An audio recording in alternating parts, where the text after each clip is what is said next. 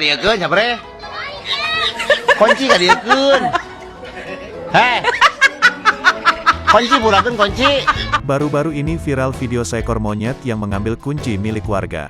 Video tersebut diunggah oleh akun Instagram @petualang pada Rabu tanggal 16 Maret tahun 2022.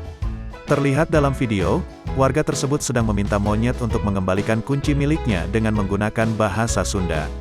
Terdengar dari video, seorang perempuan tertawa ngakak melihat aksi kocak monyet tersebut.